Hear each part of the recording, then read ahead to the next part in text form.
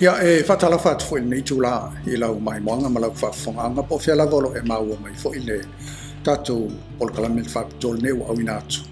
Le nei foi tau fou lua afe lua sfuma lima ma lor so I fua ma lor folau a mata po tatou folaunga I le nei tau fou ma lor lava le on sai e ma lor foi so I fua mau le alofa ma le anga leo le tua. O le nei pol klamen ato e whamtale nai ma sila e whamalmalama I nisi o tūlanga ma tali fo nisi o fesili ma whamalmalama I nā tili. Ona e pe ona mantua ina le atunu I le whai ungo le tausanga o tūnai nei. E lua ni whamalmalamanga ma ni fontanga whalau e tele. Sanga I ma taloina e whamalmalama I ma talanoa I le atunu. I se tasio atina e tele a le whainga malo o lo tūlai mai nei o lo tau whaina I a whatinoina I se taimi lata mai bea whai e whinangalo I air whainga malo marka neta.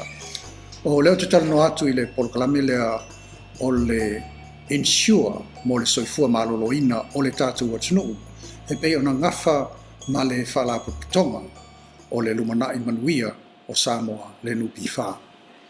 Ia fia lama mo le awa noe to e whelo e foi ma le sunga I le teitei whono. Le fionga le teitei whono le sunga I a pali I pa noa ta vita moala. O le nganga atoina ia wha lama nisi o I tū mo le sila fia e le au whaisau whanga ia wha pia foi le tātou watunu au. O I lātou e mwhai o na iai tonu o le nei tau whainga ma le nei atina e tele. Ia, malor soifua I lau sunga pari. Pa malo apu. Malo langi mama soifua moa. Ua whaifusia tau leva ona tale whairoa. Ia ona o le tele lava o tōtuangi. Ia tonu a vea fwole nei mi tau po ua maua isawa no tātou te whairoa. Iwa whaasoa atu ai. Nanga tele I o whasilia ai whatalo whatu. Leo tātou I nei tau song fō. Ia o le awa no tāua hoi le whawhiroa e tuai. Ia ma whatalo whatu le pa ia ma le mamalo le tunu. I re toi o asa ufa mtalanga I o tau sā ma whainga. Leanga o ta otoa au sialo. I le toi ma whai o na suia se tasi. Pa ia mamma. Ia le fio ngai. A malo le malo ma masio. Fio ngai ta mai tai pale mia. Ia fa pena fondo sitofia. Ia fai pule. Yo pa ia na fale malo. O pa ia fale nganu. Te tonu a ua. Ta oto. Hello. Ia. Atal fatu. Lutu pa ia malutu malu le tai au po le nei fo ias fo tatu tau sang fo. Ia tonu le ua tātou I le tau sang fo. Ia usanga ia fo ia le tātou atunu. E mes fo I lau e fionga le teitei whono. O le komiti whaafoe o le tātou whalaru tonga le lumana I manuia o tangata Samoa. Ia mo ngā luanga fo o le nei tau sang fo. O le atina e tele le ua lua I whontanga whalau e tele lau sunga pari o polu nei masawai. Tele fo I fisili o tuina mai le malo le atunu e mese lau whaisau whanga. Ia atonu o le me pito I silo ni tāua. Ia malamalama, ma wha malamalama I ia malamalama. Ona I whai ungal tangata. A lau o malamalama. Se tau mo moatu lawa I le tūlanga le nei sa tātala no mo moai fo ia I le iloloto. O le whataatianga o le fuafuanga le nei, o le ale taatianga o le tūla whono, a le tātou whalaputonga le nupi wha. Le alo o a fua mai ai le aonga o sauwhanga, e se e tau o mai la I le polkalame le o le insure, mo le soifo malolo ina pe ona I le polkalame le. Le tūla whono le nupi wha. Paftea pulu. Taua ia. Pe ana maua lau sauna. Ale malamalama se metau. Ia mafua mai ona o le malamalama fo. Ia po leo mwhai fo na maua le mai le wha malamalama ina o le nei metau. So se ati na e al tatou malo. O le metau pune o lo wha maite ai le nupi wha. Ai alu suanga le tele e fina ngalo ka pineta e fa penalo no fai fatuina. Ele na no nupi wha ya fia. E mau fo ile ava no so se tangata la e fia awai. ai ua whaongaina le tula fono le nupi wha. Moana whaamanianga. Awal nei. Ia le ua fisiri mai le tula fono au tua le nupi wha. O le sao lea? Tau mo le tula fono au tua le nupi wha. Apulu o le tasiva fitulua. Pausi ai le tula fono le nupi wha. Na hoi tula fono ia. Sai fo ini toa manu le tunu sa la tu amataina. Mai la vai le kapeneta ma le pale mene le natai. Ona le vai mamau. Mo le manuia o le au fai saufanga. Ai mai se tangata fai ngā luenga. Ia, ai mai se fo ie o ona ngā luenga. Ina ia o lato sao. Mo le lei ma le manuia lau tele, ma le manuia ngā ilu. Ai pia ona ele ngō o whalapitonga. O le luma na i manuia o tangata sao. Tasiva fitulua, na ufa sao tuale mele e pia na yesi au tala se le si au polkalame. O le li pule mua sa iai i le whaalapitonga le lupi whai na ufa vai. O le pālangi. Teimi fo e o lai tau amatamata le nimi. Atonu ai o le fina ngaluna na teimi o le pāle mene. Ia mara kapineta, mai se sinat whatuina, sa ele pālangi ingo ia O'Brien. Ia na uma ela ni tau tau saka. Ia o na so mai lo leo le pule Samoa. O le fionga e polisunga e a Ron Burking. Whasao atu lau, ele o Ron Burking na avea pule momo. O le ali pa ngalangi eno e ingo ia O'Brien. Le sa amataina, so mai lo le ma. Ron Burking. O le tulafon. E 5% e tipi mai i le tutongi o le tangata. Whai ngā luenga. E abe ese mai tonu o lona. Tutongi mo le luva yasu. Whamalusia. Au ngai o le upuna. Langa o le whai mai isi po la mea la ala ina pomposia. Ia whamalusia ia le mta upulea. E tauna voluntary. Molo tu silfia.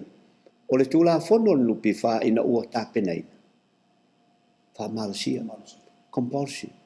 Ilalo o le tula fono le malo, e mawhai le malo, ona whai tula fono. Ona whai lai. Tula i malo le tula fono.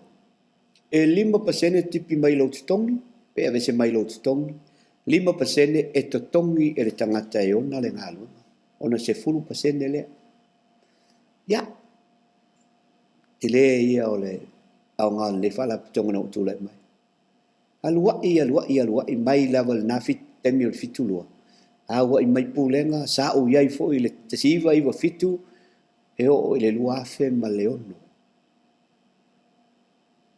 O le nā taimi, sa 5 ma le 5. Le alana mana wha ma ite ai le tula fono le suinga.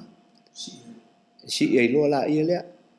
Na o le se le fatinoina na tulanga le na el tula fondo le seita ai se tao mo le tula fondo le ale lu pifa dalam ta tianga de wo swinga le o le swinga le o pasia ai le fatinoina dan sa fanga le tatuai o le sa fanga o le swinga na mata mai o 5 ma le 5 o le o le sefulu ma le sefulu sula le tatu yene leo tatu yene le 10% o le baenga lo tongi e tipi mai ia ma le 10% e tongi e le tangata e ona le ngaluenga ona lua se 10% fatasi le e o le tulanga na o le a lava lau paleni o iai ki le tau atua wana te si le fia o tau sanga uma e declare ai le tatu dividend tau sanga lente at me iwa pasene i tatu te li loe ni tau sanga o tatu iai ia pe fia ia le tau ni taimi o le tau e iai lau dividend e tongi tau sanga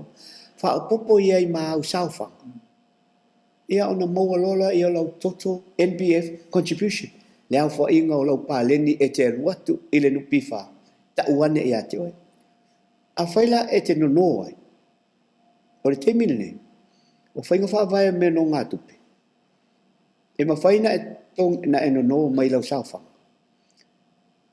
le mea ta o le small loan mo le whate te inga a whai se lau afe lau nupifa lai e ma whai ona e loaninga e o atu ile sela ile 50%. 50 afe. Ila lo meta ole small loan. Matu pelai. Yo, awai sela afe lau nupi fala wa yai. To ele ole 50%. Ya o lo taimi o tela o le taimi le o matu to atu iton. O fai fa vai en fai ele fai nga malo le no matu nei mal pulenga. Ele ngata le 50% e mo fai na eno no mai lau sau fanga. Ai meta o small loan. Ai ma fai la ona e to no fo. Le se fulu 5% o lau sau fanga. E whaonga i ele meta o short term loan. Ai te tongi i le wā o le tolu, le 5 tau sanga. Short term. Okay. Lona winga e se lau small loan le te tongi a masani au na pule o pola tongi a te mine o seti. Ina ia fua le repayment. Le teimi e te retire ai. O ma hoi ona te tongi i a lau loan. Al te mine. Ia iai foi nai whawhitau li o te le fita ua tua. Na ta tele i tūlea, pa wana te mal. O la whawhanga mai lea o whi sawhanga. O la tue manu lama tele. Ia le nā. E o whawhita, la koe la tue pisi, kia whawhita o lua. Ai, na whawhela na o, mai la le mele le o tamu whai nei. Tu ina atu matala i atu nei atalia le tatu o whi sawhanga ma le atu. Ia pe a whai le atalia le kapineta mo le whatinuina. Whawhela na o, mai la le mele o insurance. Mo le sofu malolo ino. Tatu tunu ua pa. Ia o te... Tau tala male mea muni na tupu. Male teimi na whai ai. Teimi hoi a wea mo pule sili. Ta si iwa fitu e o mai i le luafe male on. O le vai tau o le luafe male 5. Na wha ma ite ele nupi wha. Le pulenga ma le komiti wha foe. I le whainga malo o le teimi o a wea tuila epa ma pale mia. Ai avea misa telefoni ma minista o tupe. Lela na whau atu la fono le. Talia ka peneta. O le a whatuina se National Provident Fund Healthcare Scheme. Tu la fono le. I le luafe ma le 5. Ia, o lela na o mai le taimine. Na o walu ese le luafe ma le ono. Na ona pasia le tulafono. Ai le imawhai ona tiklea ina ele whai ngā malo ale i tapipi le nā teimi. Wai e mo e pasia tulafono. Ai ona whaatalitali lea. I le minista o tupe. Na te tiklea ina le commencement date. E amatai. E o mele. E whaatino ele tulafono fau lea. Lea na ele i whaia le mele nā. Na umala le na wo I know what to like mai le fast wo esel HRPP le luafe male tas mire fatino ia lela wo manatu o tula fono pasia ai toi pau ana e fa ngaioi le nei fa mo pe pasia le so amatai ia mameo o le process fainga fa vai pe fa fea na fai le ala tate fatala no ina taimile le Iwa pena sirfia lau sunga pari o le walua talunanga fala wa tele le na fai pia nei le na fai sala longa tele wa sili ma i tu o lo fafs o lo sili mai le tunu a mese le fai sa fa fala na sa no fa mal malam o la tonu al fata tianga mal fa nga solonga o le polo kalamele male insure mal health care scheme na lo tam fai ina ia talia el kabineta ma fatino Atalo no tu la fono lea o lo tatia ele healthcare ale nupifa. Nen pasia. I te tono tu la fono. E tolua account se tau ona malama i ai le foi sa fanga. E me le foi sa fanga o te tau tala la malo wa malo binga. I o lo fai sa fanga.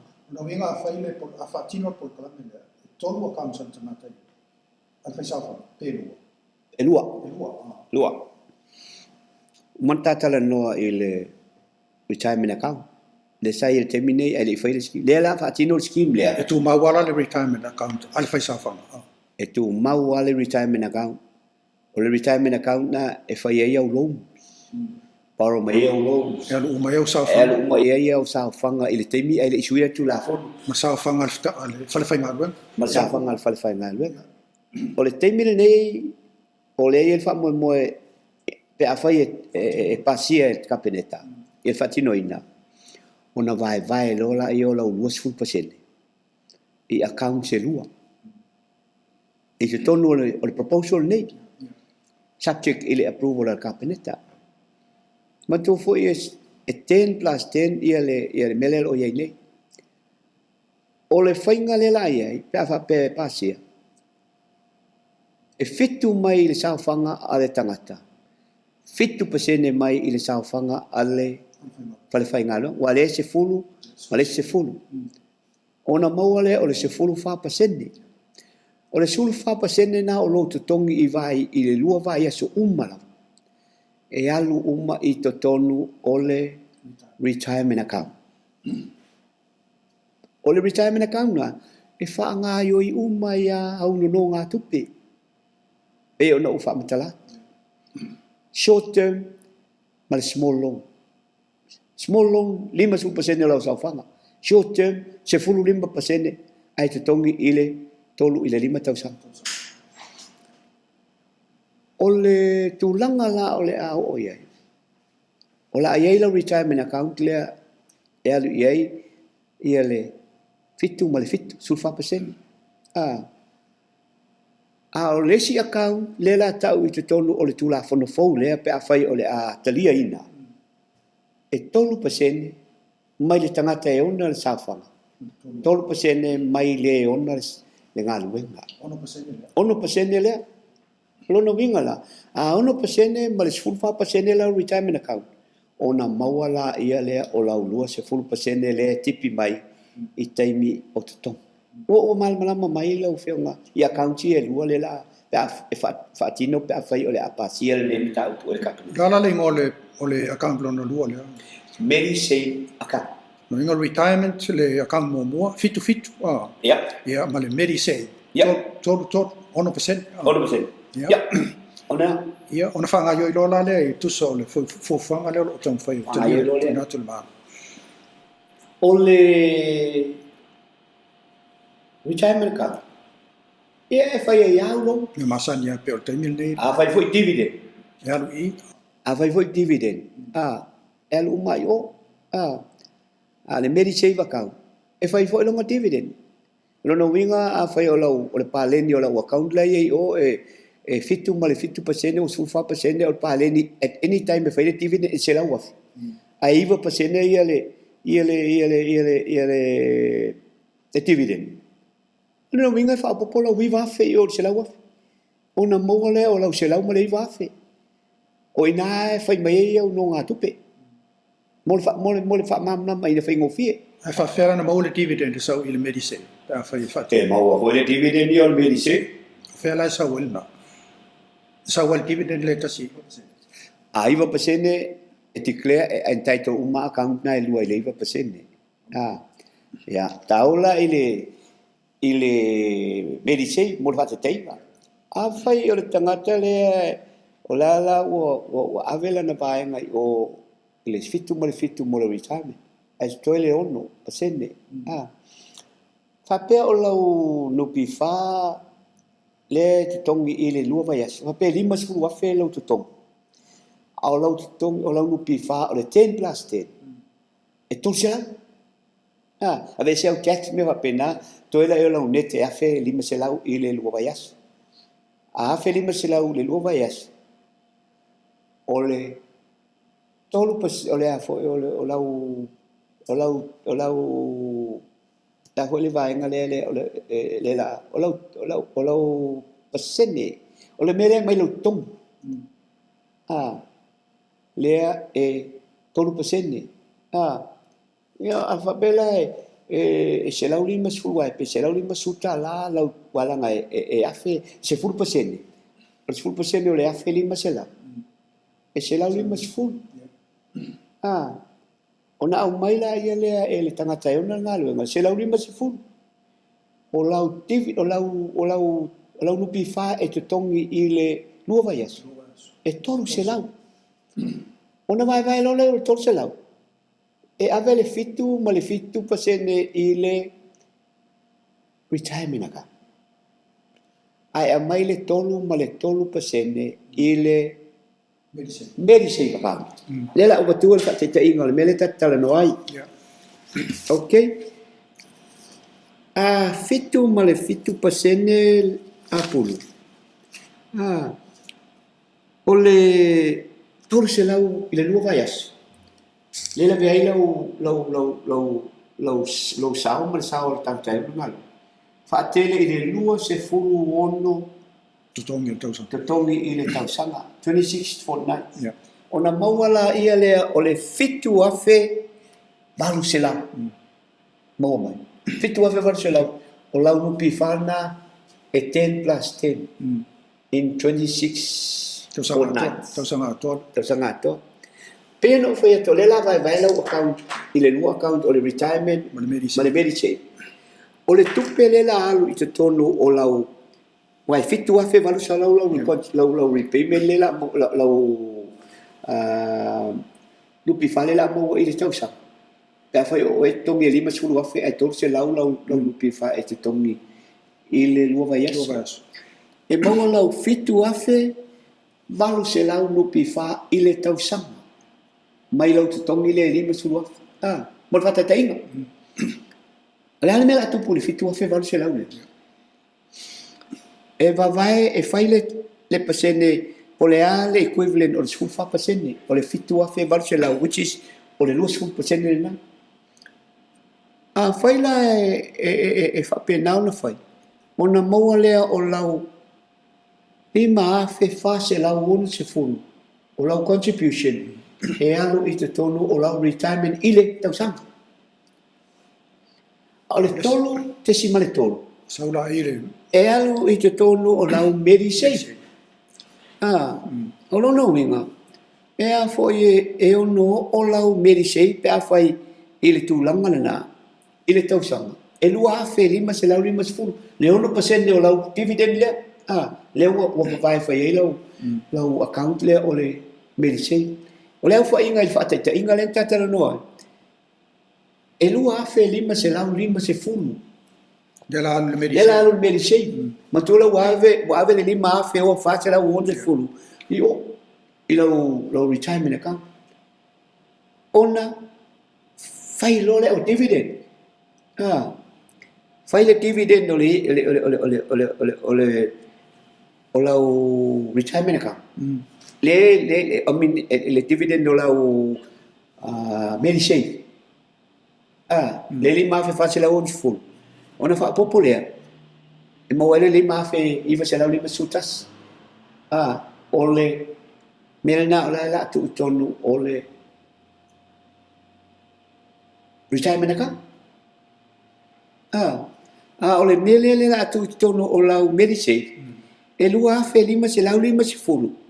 Pa popo e ma le dividend e iwa pasene wa le la mau pasene. Ona mau le o le fai no melena le o te fai atu ai. Lua afe lima se lau lima se fulu. Umala le amatala le metapune. Ona to ese mai le lo to se lau. I le lua afe lima se lau lima se fulu le o lau Medicare. Na le ton se lau la vai. E ave se tau sa. Se tato e faso solo mai no malama no tau numi lai titi a pari. Mo fa fonga mai tato tsu. A fai e fia pala fika nai pe tu sai ono afe le nupi falta ngata e tipi il tau sa. Fitu afe valu se lau. Fitu afe valu se lau. Ia lau 20 plus 10 plus 10 i le tau sanga. Ia, ona saulo la le fatin fo fonga fo le pa fai e fatin. Alu lola e le school fa pasene po le fitu ma le fitu. E alu ala lau retirement. E alu lau retirement. Me e fa nga solo pe. Nga solo pe o me fa pena. O le fanyu mela na e mau mai na. I le school fa pasene na. E mau ai le lima afe iwa se lau lima sutasi. Fatasi ai lai ai tonu malau. Lau ai tonu malau. Dividend o le tau sa. Malau dividend. O le vaenga la toi. Fia fo numero tonu afe mau. Lu afe lima se lau lima se fulu. O le nā la le la anu la il Medicare. O le la anu tono le Medicare. Ia, la ta tia la le retirement. Ai ta o le Medicare. Le Medicare la le lua fe montupu. Lua fe lima se lau lima se fulu. Lua fe lima se lau. Ona su. whawhela o na maua i tangata le e kawa ai lana insurance mo lona soifua malolo ina mai le fikana i le tausanga. O le luafe lima se lau lima se fulu lea o le pāleni lea at the end of the year i lau Medicine. E tō ese mai ai lau tolu se lau tāla i le tausanga. No, le tolu se lau Na tāla. le tolu se lau lawa kawa oi i whamanuianga o le tatou medical insurance. Olo no winga la. Ai ta oto ai pēla le luafe, lua se lau i to E tono ta oto ai pele luafe, lua se lau lima se fulu. i to tono le E le medicine. Medicine vakau. E toi o fo ele si tausanga. Toi fai fo le dividend, toi fai fo lau contribution e pay mai. Toi fa popo fo le amount na iai. Ia, lopo o ile. A fa popo la mal pale ni le. Lopo kala li mafe. Pe atu o mai si fa munianga iai. Ai to sa fora tolu se lau tāla. E na tol se la foi. A to ese mai la tol se la le li mafe. E na e halu le lunga le Medicine. Le pale ni o le Medicine. Ana le tol se la wale e tai ona uma ia le Medicine e fanda i lau premium. Wa na tol se la kala le premium. Ole e to tasi le tangata whainga luenga le tatal no iai. Totas. Ia, luafe montu. Ole whaatinoga atoa la o le insurance for health scheme le. Ole ala sila i le tupe e ono maua mai i se va ai fo le lau tele ki le au wha'i o tangata contributors. Ia, ma atonu mai si tangata e ono fia watsalatu sa fia totongi latu insurance ina ia kawa latu i lalo scheme. Ma tofu e tangata fai saufa. I lalo komposu i le tala no mai e. E tasi le tangata fai saufa. Ai mawhai o na o mai e ma na dependence. E to atolu. To tolu. Awa pela wawa e sisila nei le te tei umale tupele a tangata i koe ngā tangata ia. E o umana whaile study le meta o le affordability financial.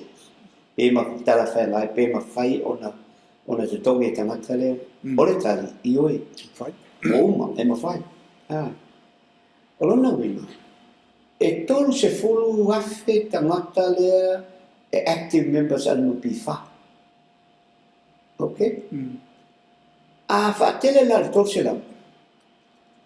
Ua iwa miliona.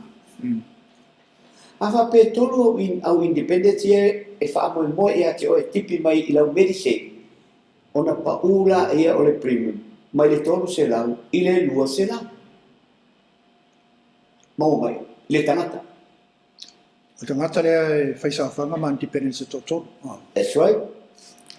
E fia la le atongi whaatasi la metsei o au mala dependence to tolu. Matu to wha lea. Ia, le tau whai atu wholele, ia maua le whai numela le tufsini mai atu. Tolu au dependence. E to tongi e le tangata e to tasi ia le lua se lau. A whatele la tolu onu se lau. A ono se lau la, whaatele o i ono se lau la whaapopo ia i ma le tolu se lau a le tau whai tawhanga. Ona iwa se lau lea tā la i le tausanga, le premium. Ai peo nau whai atu. E tolu se fulu afe. Tangata whai tawhanga. Lai active. Lai active. Mantua o le whai tawhanga. Manga dependent. O le la a mai la tau tupe le la ko Medicine le ta mal na matne. O le fasiri pe ma fatia le Medicine. O le tali. Ai ma fatia.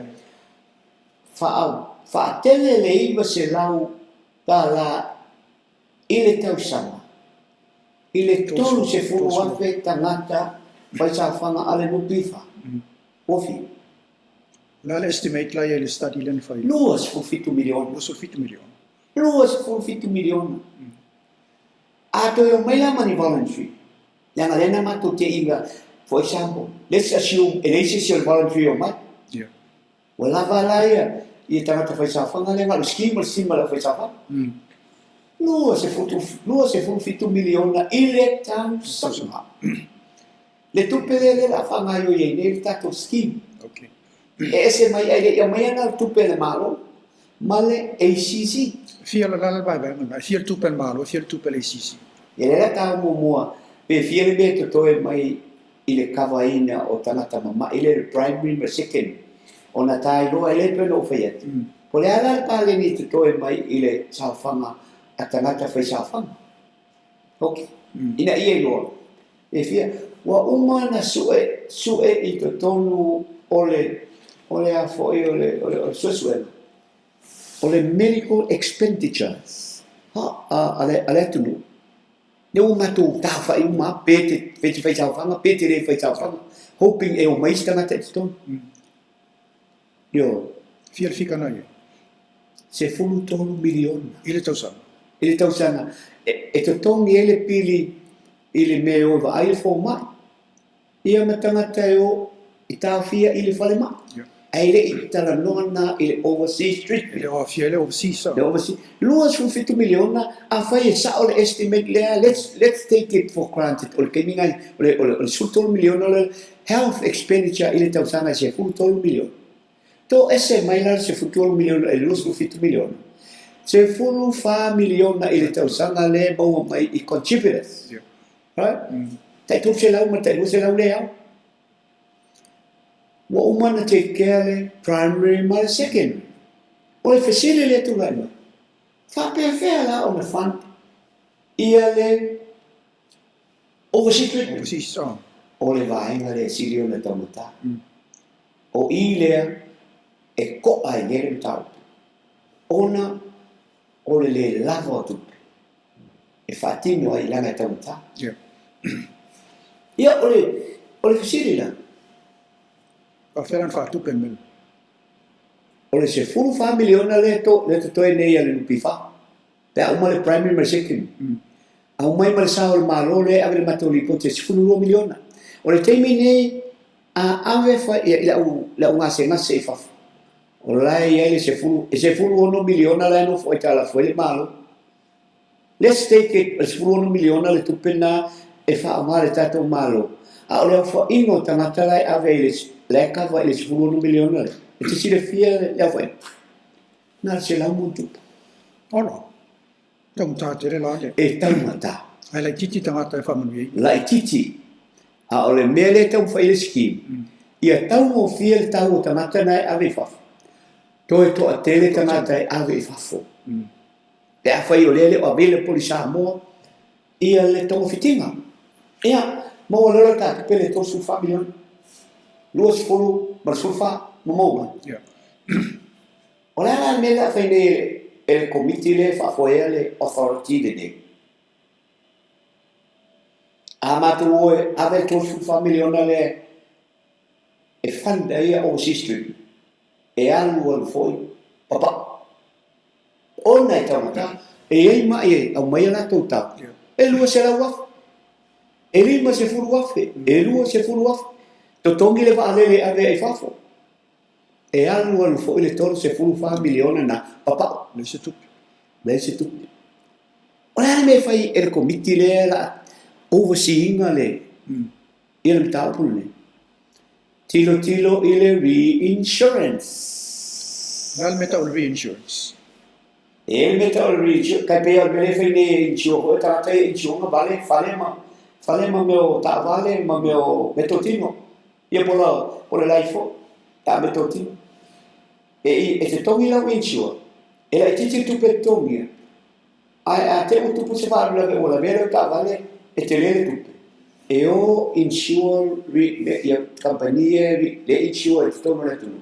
Fai le meta o le reinsurance. Yeah. Easy reinsurance company mai fa fo. Company te tele atula na. Company te tele na e fai tau miliona ma biliona na to tutte. Tutto sare man tau pure la mat. Taula il tato tau. Yeah. A fai le mele fa tau e nei le primi martamata e to wase. Tato to sera. I reinsure. E to wase. Ai tolu se fu fa miliona tu pelea e surplus. Right? Supposing let out tilo e na al sera tala ya. Ai fa pe tala no le committee va pe tatu o ia to reinsure se lu afe tamata. Si i mai le selau ile lu afe. Le la cava ile reinsure. Yeah.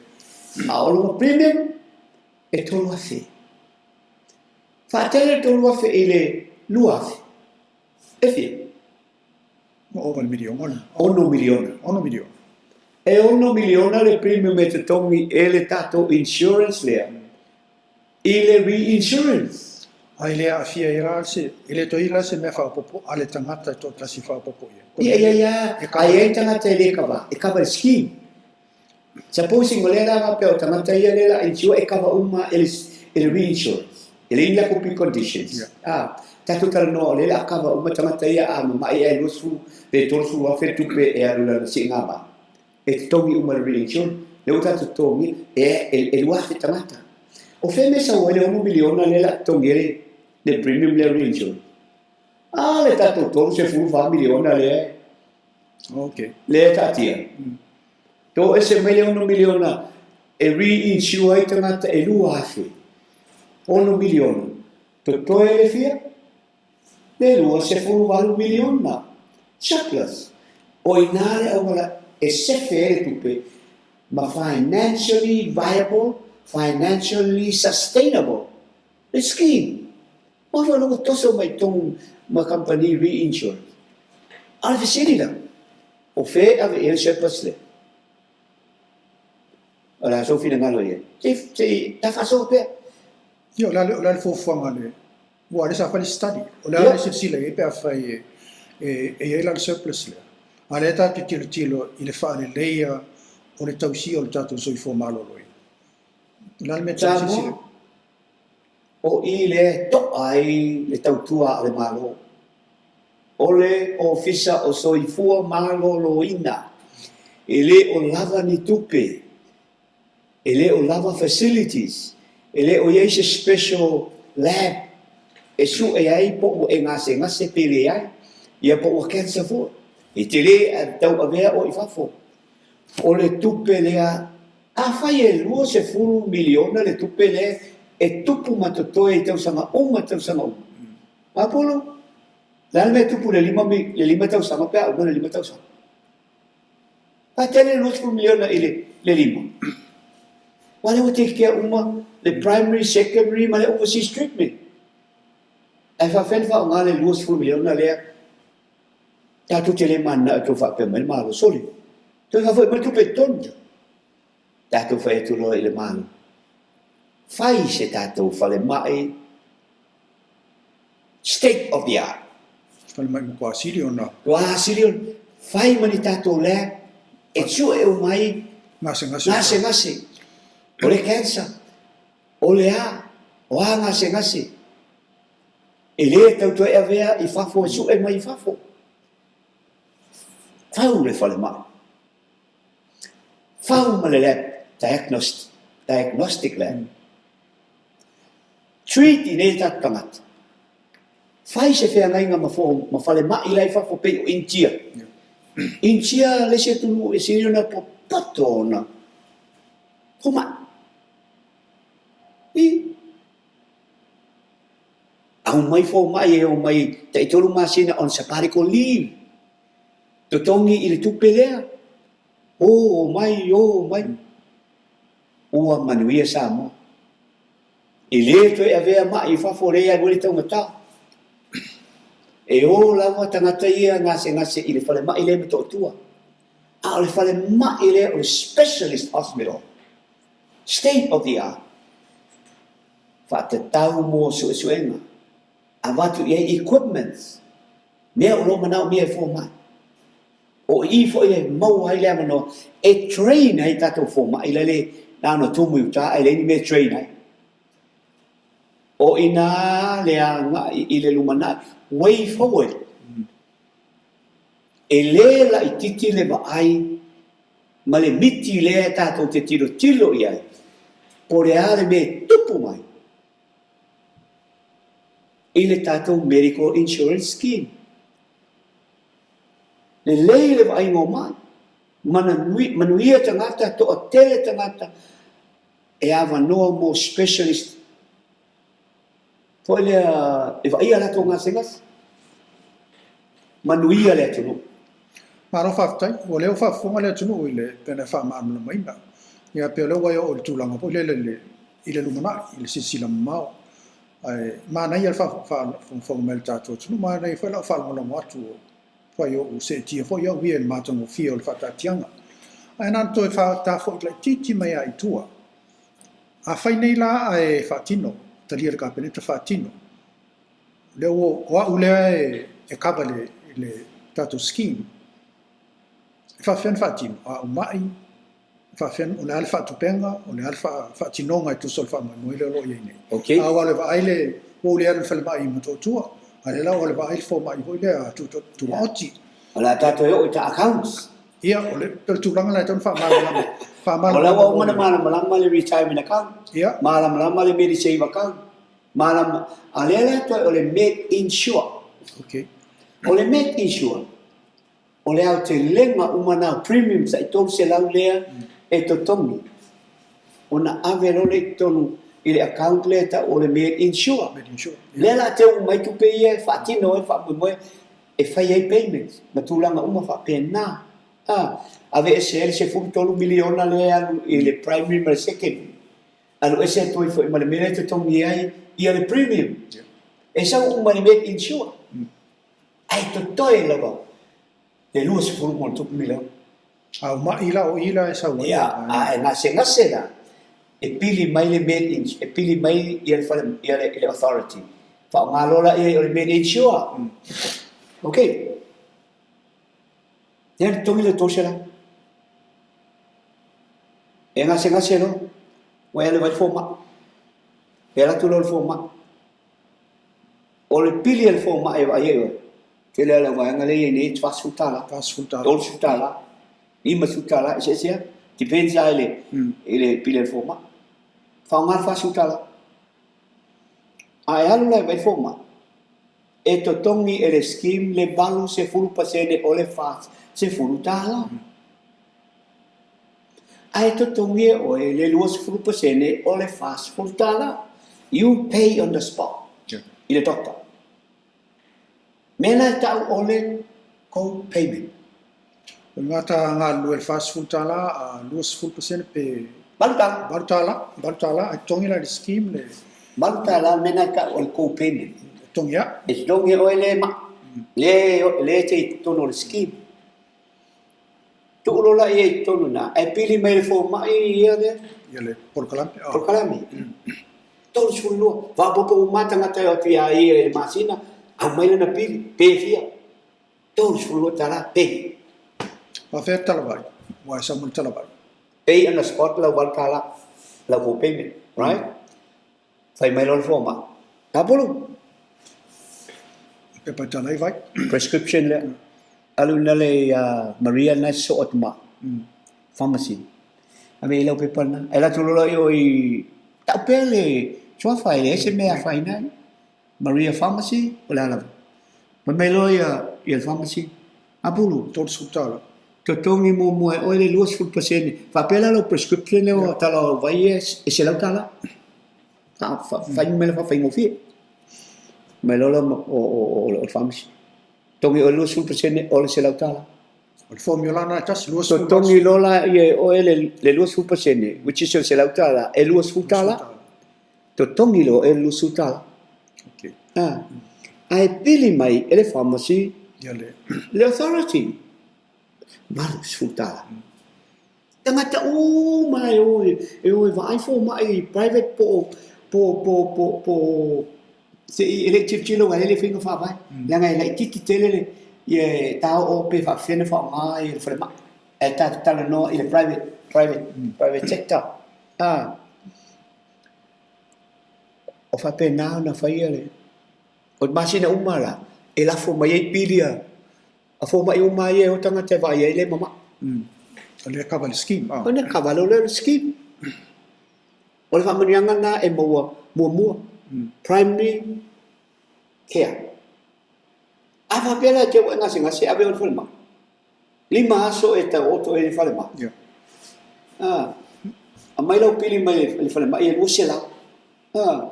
Mantua e faile falso toto. E ona fa ngale fa ata. al fa ata E ona fa ngai e vai la au. Ma mea ai e tau sia iwa. To tongi ele pili le mori, ma mea fa pena.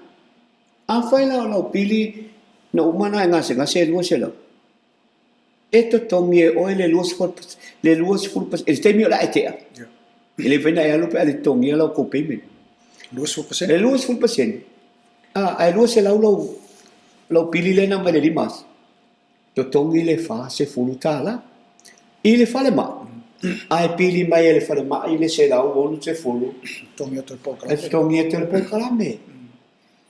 Tai na lau mal afa fela ngal pa pe walu nei wo mono to to fal mai ya mo miele ave le ngase le New Zealand ave tongi fafo e kava el tato scheme le melma E le fa pe fo ina la era to ai mana ave oi fafo e ia le komiti fa pitoa na fo ma ia ta mamai e ia I to tonu o le komiti lea o la to e fai suenga a fa pe la o ia pu la nei e fe mai fo ma o mai le komiti le recommend mai le komiti le technical e ka o ke technical komiti nga o fo ma ia to ave oi fafo a mai lo I le authority le tanga yo ia po ai lava la I tonu le authority fi ave a pu fo a o le ki insho so lo ta hal ai fa pe wa e ngase tele wale mafaina ave o I lungo o le vale e ave o e te tongi ele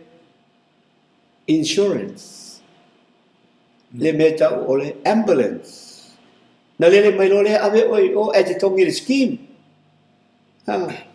e na matulo le yo o le sile le yo le mele na la tua te le fatas mo sa o ele e la sa ave sa o e fa yo o le se senga na o e o lo foi New Zealand ma si sen New Zealand ora va na va specialist fiu fatal e tolu masi no fatas ai what to learn scheme le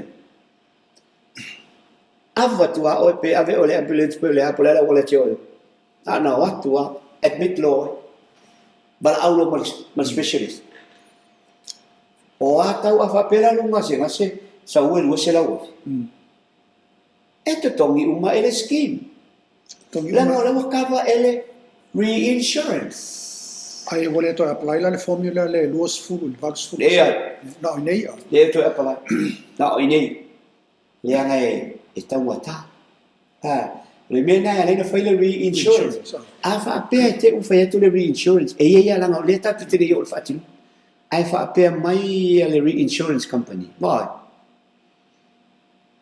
fa pe te u avele mai e te le tauia o condition bona tu tonu o teme e segnel feraina e fai le to down payment for example fa pe me li mafi e fa ngai ia e pay la ele scheme le li mafi o me ia la tu o me tonu fenga fa vai ona ave lo le o ila lo o le reinsurance le na fai a saula le pilipe se la wa lo wi e to tongi u le reinsurance wa la o ta to tongi le ma fe ya for example e ta to le lo po a conditions al reinsurance a fa pe te fa me reinsurance la ngol kamanga e yo preconditions e tau on to tongi se was fu the rest e pe la to e pei la authority le te le tu pele le fa nga mo tato nga senas sa le pili e no se la wa na lu su afetto mi tato mo fa te inga disa hypothetical for le case le tele no tie ai ho ne fa tino e ha una mala malama uma conditions of reinsurance o le ale applications ale authority le ale application atanga le o vesiri po le ale si mea o ngai o I e mafai ona kick in mai ai fa pe te alo te mana so tu le o te tongi nei le insurance le scheme ia lo walu le va lele ma fainga tonga fitinga ai te mana o mia sina tu pe ave o I e au ngā i ai lau medicine. Wen fai ona fa fen fa ngal me fa fen fa tu pen men E ma fai nai fa fe mai. mo mi si a mai sina se fulu pasene na lo medicine a fai fe ko lo medicine o fasu a fe la ta tia na se te mena mi se fulu a fe e a mai fu ala vai la o la ski mi lo mali na ya no le spendai boani me te fina ngalo ia lo singa mai tasi na nga ya la na fai le medicine ina ia pack apai pe ana se ngasi e te mena mi se tupe ele ngata ila o premium le a vese mai ai a se tupe e te mana o mia i sau si i ngā mai ia pe te fo fai policy wa ole mo fia lua ia i te mine ai le umani tato diagnostic labs ma me fa pena e ma fai na mai sina se fo fe o kia le fai la medical check ni sila ma fai fua i longa o fai nga fa vai ole au ngale na ole medicine e pule oi ai e mulu ta ia tu lafo ma lo fa tai a tono le wa ma la mandi se va ma mi so la tele ole fo fanga pe no ve fa to mai lo suma pali lo suma te telefono ole mai ta watu pe ole sile fina ngalo na mai fa tal no ngal fa ia pia fa fo i sal long se vai pe la to bo ia pe pelo mai tau atu pena sango ole fa vai a tole mega ole to tele ole au fai sa fanga a mata ile seleni le fata vale ma mata le por kalame sa wa sa ai ole fina ngalo le lo mai fa pe ole le fa pe ole me fa marusia le me le compulsory ole me le tu ai a fina ngalo fai sa fanga e fia ai ona ai le ai o ele fia ai ya ele fia ai fo la la usi sila ya ile tulanga le ya e tu fula mona tamata ya tia uya mo mono fa pe fa ta ua lo so fu malo luina ele fa para ngole health is your wealth mali o lo so fu mala o lo so fu malo luina o lo ta mau a inga lena o le ale nga e tu o ia tu pe ai nga singas le mo faina ai ale fa si fo mai le fa asao lo tu pe mo lo so fo malo awa avala aule tu ia te wa umma le ola mane le o ngatu e fai mai le tu pe ia la alu ai tu pa fai e tele o tu si ne ia to se la au mana fam tala tu ia to se la la titi oi ole ngangala ole fa pe mai la mi alen fa marusia ole upule fa pala ni compulsion por fa sa mo fa marusia ele o se upu fo ele vocabulary o meu taxation laws i tu la fono ale malo e si le fia le malo o se mea e mana o mia ai le sao o le tamata mana tua o le tātou tera no i le partnership partnership le malo mauna tamata aua nei whaapesesi o le malo e unlimited i aua lai mawaina tupe e iai ia le sili e iai le malo si angai o iai mena e leina whai paketi tau sama o le tau whaasoa ina wa o tala noa whaalau i tele o na o le upune o le compulsory e leo se mea fo ai o te tau atu e tele lo nā ma yo tau se la o ke leilo po le ase whaamtala ai na una o te whaamanatua le mena sauno e ei presidente tau o Amerika o Kennedy aue te fisili po le ane me fai ero malo fisili po le ane me e fai ero malo mo fisili po le ane usao i le malo e fai e asi o te mai sao ni o te lei loa se si whamatalanga e whamatala le tā ua o le compost le lau fai e tua le upuni le tula whano le o te manatua mana tua fo le te miliana wha ofi mai e le malo le GST Pele iwa tolu Sau sang whapena. Pulala ra tau sang.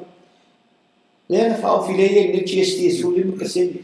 Au whamarusia fo mea. Marusia. Ono lea. Mana o mia le malo tupe e whau e malo ma whai e mea mana na o e o le tamata.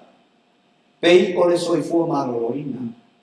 Ai se sila o tau le compulsion la. E o a e le pepe le whana. Au pei le Ai GST. te il GST. Ai sea, wai tau ave le tina i leipo ma sina ngase le tina tau le sau tau mawhale lei ia ola soifua malo roina a ngase le tina ona o le maitanga. E halu i le whale mai. Ona o lea lofa i le pepe. Ona o lima. Ahalu le tamaita i le tina e whaatau mai me e tau selo le soifua malo roina ma fuala au pa me whapena. E pei le GST. E pai le GST. Ona o lea ua fai ona o le whamarusia. Tu la fono le Le tu la fono. Ai o ai le fai e. Mo le pepe e le i whanau mai. E o mai ai le whanau o mai lu. Le whamarusia. E mana o mia. E le malo. Awa le tausinga o ona tanga. Whape na umma le mele ne tatu matau. Ia uia. Kai. O ke le lopo le asisi a ua le whamatalai. Awa o whamatalai. Whataua lo soi fomano. E iwa le principle ko le ta o le usa dei. Kasi na mea lo. Ha o ina ai tātou e tātou. E o poto ni mea. Tu la fono. Ia te tongi oe.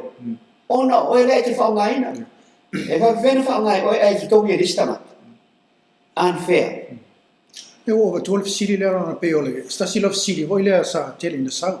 Le taimi o tala no ngana fai le ia pia nei ia fa pe fo ile felo ina sa fai mala tsu i sa vai. Ai pe lo wingo ta ua tam fai ngale fai. Atonu amala malama. Ia ona talia le ole me ton fai mala mata mo fie ole. Ole tam fai ngale lo tam fai tu nei. Ole te leo fika sia na ta ua. Ia me se la le la ta te kilo nei. Le tu pe lo generate le fai sa fanga ile tau sang. Ia ole tu pe le la mai le malo ona ole.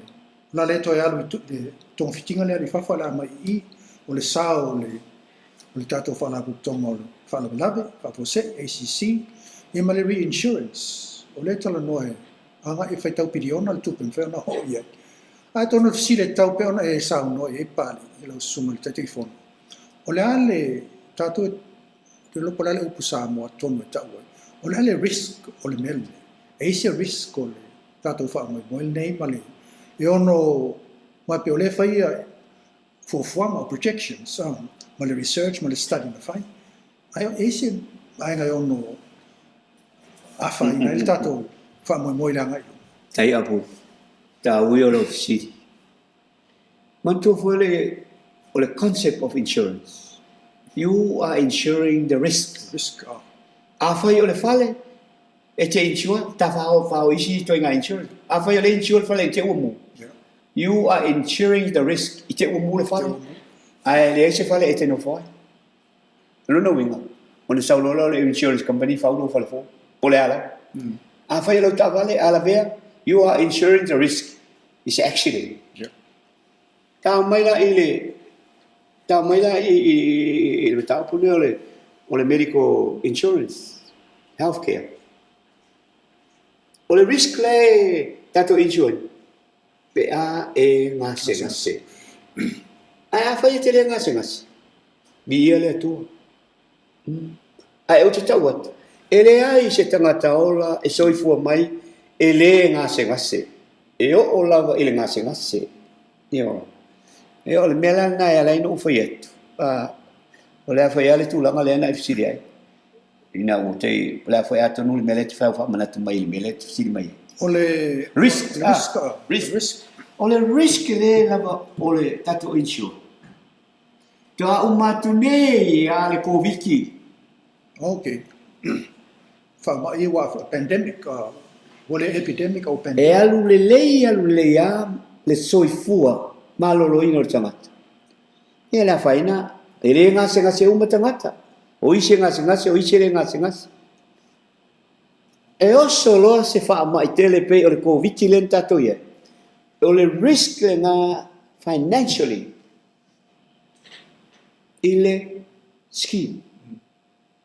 O alo na winga fai e o mai o le taimine nei estimate la o fai tofa. E o le 12% o le population e ono mamai il tausanga me va pena. A oso la le whaamai ne o te fai atua le risk nga. Ai oso mai la ai valus fulu pasene e ngase ngasi. Se la uonos fulu afe o le population mo ngase ngasi. O la la me fai. No, inga tātou te su ea po la wala e tonga fitinga ai, e tonga fitia. A o le alu po la le tupe ale insurance. Tele tupe la alu, e mo e tele miliona i o tala noa tuai. O lo na risk tele alna, ia o le mea na, e sila i le malo, ma le komiti, i risk na, o le whaama, le vo te vai atu i Amerika, le vo tau matatu e o nono, ma le ia le whaamai moa.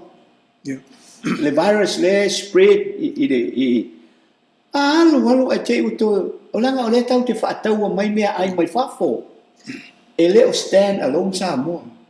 E introduce mai ia mea ai mai whafo e whaatau. E le whain tato wola na o tato.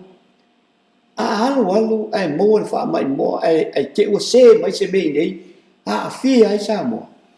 Talo whai. A o le risk nga, e carry. El insurance. Insurance. O ina e taula o na tū mai e tū le maro. E le ngata, i tupe i o la moa mai. A o le ngā luenga fo e le state. O le tū lai mai e lango le scheme. Le anga o le obligation le maro. E va aia le lei tangata so i fua uma. O le risk le nā e tau si ia. I le alofa le tua. Aua tātou te o i se tūlanga na ua awhia tātou i se pandemic. E ono mamai ai le o i se 5 o even more. Le population na tātou. O ina lae le mawhai ai. E uma e le whaamai na. Ua miki umatu e le whaamai ia le tupe le tātou te talanua ai. Ai, o le whainga ia, i tātou tau whai ia pui le tātou soifua. O na whai titia lea, o risk sia. E ono tōlai mai. E malo whaftai, o te lau atona veia lau sa mga muri lea, ma le tātalanoanga le risk. Atona whaangatai tātalanoanga nei e whaamana mai na ia. Tūlanga o tātou scheme o lo tamu whai nei. A ele manatu lau sunga pari lau sunga le te whono ia. Ele ngata i, ono leo lo whaanga solo talanoanga o na tā upune. Ia, tālasi e mose siawa noa tātou whelo i whain whaasoa. Ono lea nganga, ia malama lama le tātou tino. Malama lama lea whaisa whanga i tamu whainga lo tamu whaine. Ia mesil tātou polokalame lea mo le health scheme mo le tātou tino. A whaftai tere lau sunga mo lea no tā whelo i whaine. Iasu. Whaftai a pulu. Na o manatu. Na o manatu e mātou te o mai uma malau komiti. Nisi o lau komiti. Ia petai a pulu. O le teimina nei. O lo fai malo longa nisi fafu. Pia na o au le te toe. A o le tā ua o le vave o na whaasilasila atu ia bea ia. Langa ile to te leisina o mai i consultations. O le ia wha moe whai mātou whilo inga ma Chamber of Commerce. Ma le sami. O lātou ia. O lo lātou tongina le se 10% o le contribution. Tā ua ia le lātou whina ngalo. Ona o le lātou contribution. Mo le lumana i manuia o le whaisawhanga. O le au matua ia o whaalongo le le. O le aso lātou whina ngalo. Ai, pe uala no manatu, le teimine e malo longa. Teimine i laiva no e tō tira tangata le ia ni. Ia ona wawa ai le lunga o le Facebook ma matamatai. Ina ia malama ina. Ia to e whaia e si tato consultation ia, e le uma. Whai consultation i le au employers. O lea whai o te manatu o te mātou te ho. I whanatanga a whai whea. o mono tala noa nafi i le presidente a le metis e ele la to fata singa fai fe au mo la to fale tua piula tuai e amata i le vai aso le momo o januari e ala se fulu na fai e o mai a fai fe au o le la o te fa mo tasi la to e mo ele o contributors ai o mai la le voluntary la o alu matou te feiloi tal se o te mina o ato mai la committee o fai malo ona matou feiloi lo le o mana o trano il presidente ia faulalo o la o fai mai manaia o le abala o mai ste matou feiloi o le mi la tala o le fa solo per fa mamma o le e ei foi le manat o le o tu o fai a uma o le la o tau mawhai e wawa ai lea manoa mantua toa ai hao mapofu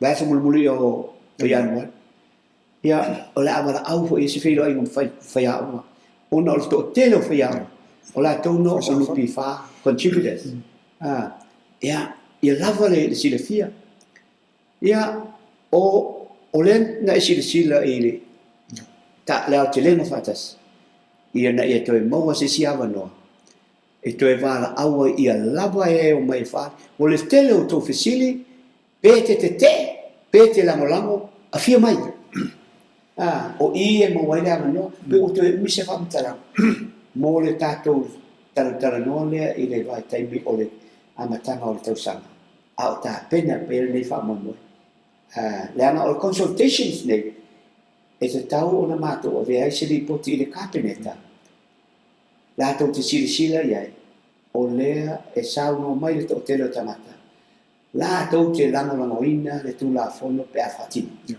lea pe o la lea ai mo mori atu le whaafitai la o fionga mori tele tu al whaafitai tal sia ia maua le kirisima i se teimi lau tātou maua le tau samfo ia tātou whaasolo ai lea ina ia ui uri tātou mtau ia maua se ai mo Samoa whaafitai tele haftai lo tu whaafonganga ia manuia tele nei tu la leas malo whaalo alo lau i whaafitai tele le sunga pali au naua whaafonga mai mo mai fo i le saunoanga le teitei fono le tātou whaalaputonga le whaaputunga tupe mo le lumana i manuia o Samoa le nupi wha le sunga ia pali panoa tāwita moala ia o le nganga lava lana ina ia whaamalama o na olo mai tau atu i talanoanga na whai upolu whaapevo isa vai ia tele a fisili o lo fisili mai ai ia e ao ai ona whaamalama ia le nei tau whainga tele o lo tau whai ai le tātou malo ia o lo whaafoina ma whaatinoina